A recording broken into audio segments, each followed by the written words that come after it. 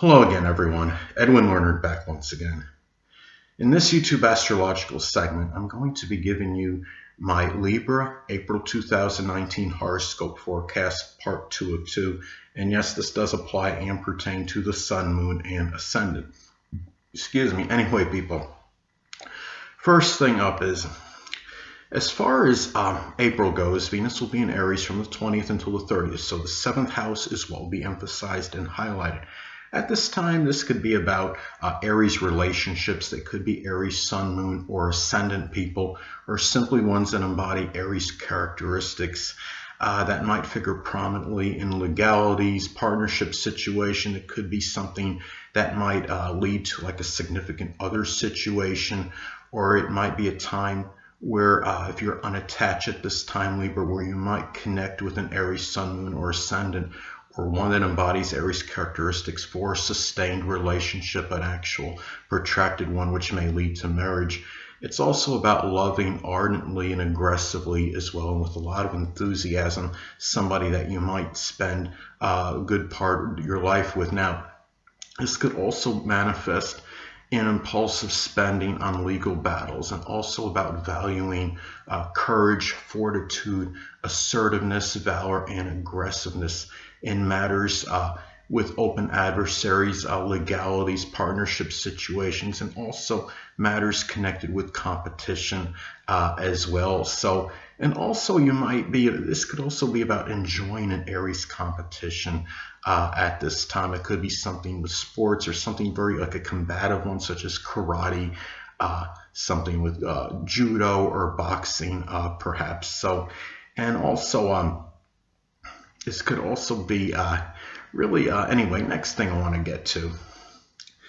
Well, Mars will be in Gemini, so the 9th house is what will be emphasized and highlighted at this time. Well, this could be about having perhaps some acrimonious, contentious situations, perhaps with in-laws, with grandchildren.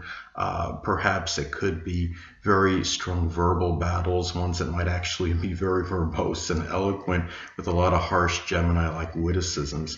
Could also be putting a lot of energy and vitality into a Gemini type higher education thing. It could be something where something with communication, such as data communications, journalism, writing. It could be doing something with satellite communications, anything that could be connected with communications, or something other that could be Gemini-like. That's something for higher education, such as training to be an auto mechanic or refrigeration mechanic, something that requires dexterity, and also a lot of energy into some kind of Gemini type publishing. But also too, you might find yourself becoming angry at a superficial, mischievous, vacillating in-laws, grandchildren, people you may know at a college, university. It might be people at a religious congregation. If you're unattached at this time, Libra, you might find yourself involved in a sexual liaison or interlude with a Gemini, sun, moon, or ascendant person, or one that embodies Gemini-like characteristics. Now, the danger in this too could be about scattering energy, perhaps into too many things connected with higher education, manifold things with that. It could be something where you may wind up dissipating yourself through lack of an integrated purpose, or you might be trying to just do too many things for other 9th house related matters, such as publishing, or matters connected with your religious congregation, or maybe for in-laws, for grandchildren, spreading yourself too thin. So anyway. Well, next thing up is Jupiter will still be in Sagittarius, so the 3rd house is what will be emphasized and highlighted. Now, at this time, as I've talked about previously, Jupiter can be rather paradoxical. It could be strongly benign and benevolent, but could also have a tendency to enlarge and expand.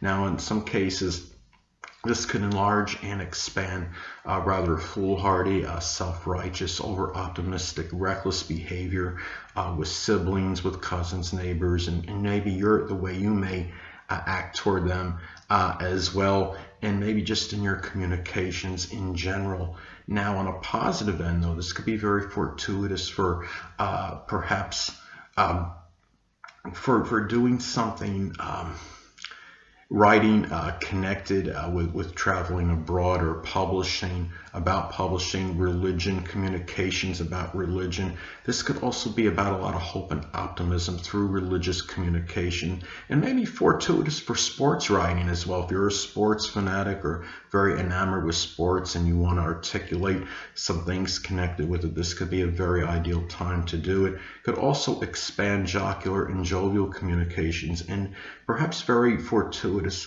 for matters with short journeys as well at this time. So anyway, well, also too, and also expand philanthropy in short journeys, and showing philanthropic energy connected with that, such as doing errands for others and helping others out that way.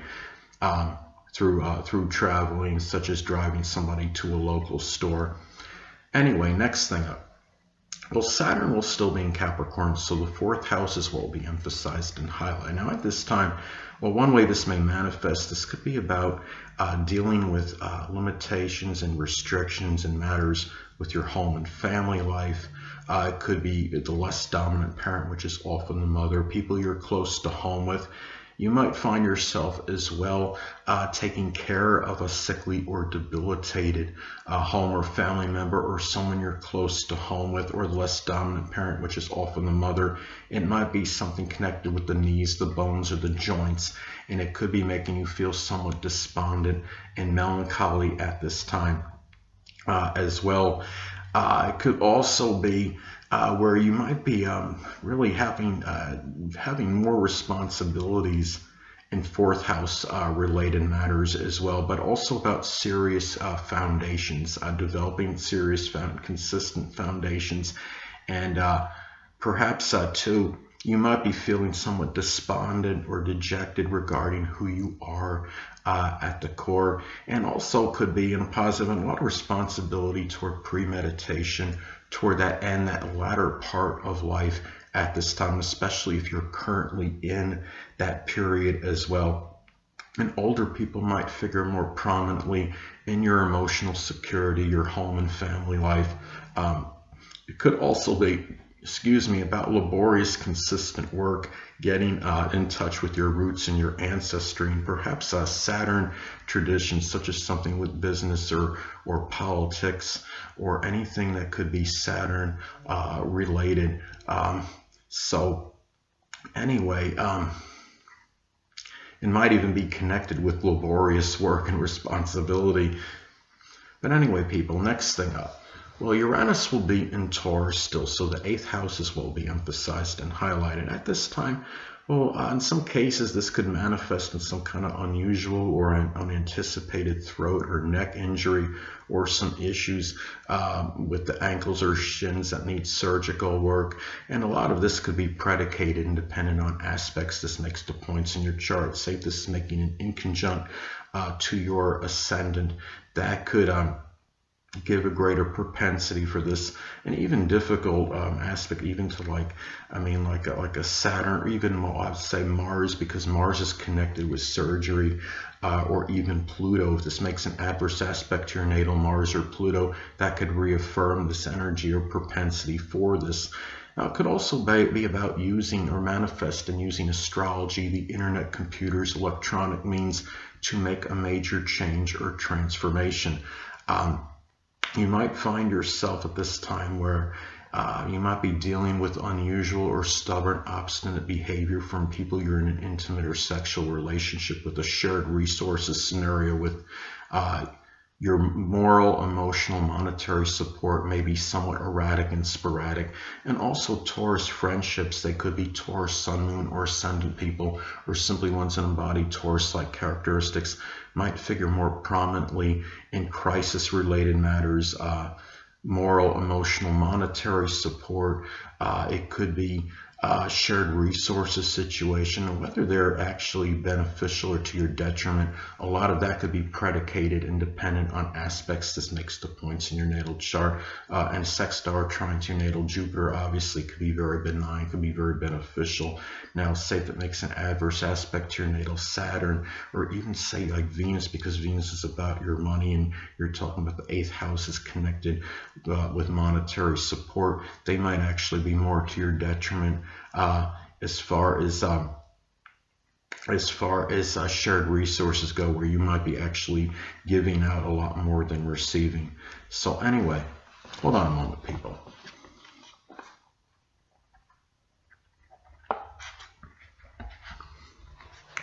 Well, next thing up is Neptune will still be in Pisces, so the 6th house is what will be emphasized and highlighted.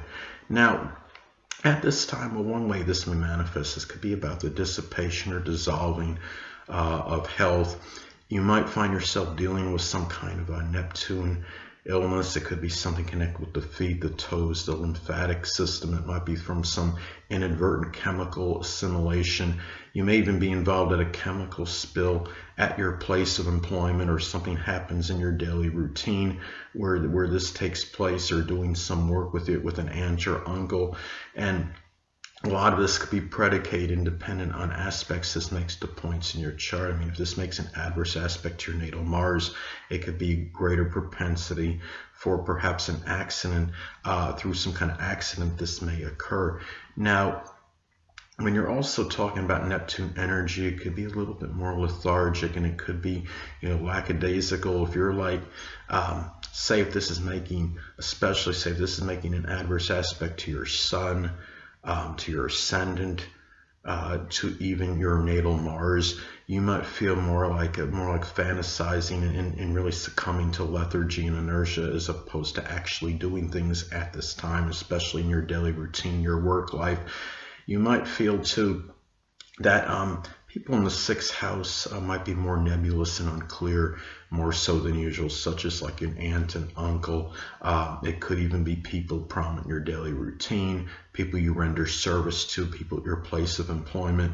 You might be dealing with more confusion and chaos at your place of employment. But on a positive end, you might find yourself doing some kind of Neptune work at this time, such as something with the metaphysical, which includes astrology, something with chemistry, photography, poetry, dancing, fantasy, fictional writing. So, and also you might be dealing with some allergies at this time, more so than usual, especially if you already have an allergy situation. This might exacerbate this to some degree. So anyway, well, last but not least, Pluto will still be in Capricorn, so the 4th house is what will be emphasized and highlighted. Now, at this time, well, this could be about, in some cases, a death, or actual literal death, perhaps of it could be a family member at this time. And a lot of you don't want me to say the dreaded D word, but I'm going to anyway. Death of a family member, someone you're close to home with. It could be somebody that could also be perhaps the less dominant parent, which is often the mother. And also, too, this could be about tearing down and the destruction of certain traditions and maybe supplanting them with others. Pluto energy could be about obliteration. This could also, too, be about dealing with upheavals and power struggles and control issues in your home and family life, and also about digging deep into your roots and traditions and to who you are, perhaps at the core. And also, too, it could be about dealing with some obsessive or compulsive issues, perhaps with people that are in your home and family, like prominent in that, or someone you're close to home with. And also, too, you might find yourself wanting more to have power and control at that end or that latter part of life at this time. But also be careful too about manipulative behavior involving home and family members at this time, whether you're giving it or receiving it.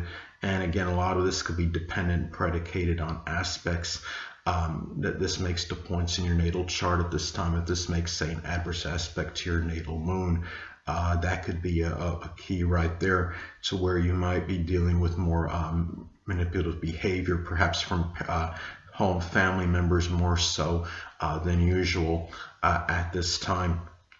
So anyway,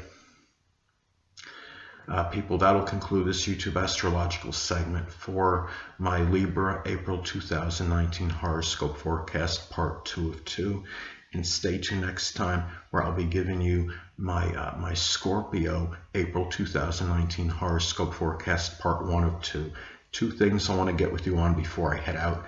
Firstly, the stars may impel but do not compel. And secondly, never isolate any single astrological element, aspect, planetary placement, position, configuration, influence, or what have you, and make an analysis of a person, astrologically speaking, based on this alone, because astrologically speaking, the person is the sum of all their components in their natal chart and not just one. Until next time, people, stay well.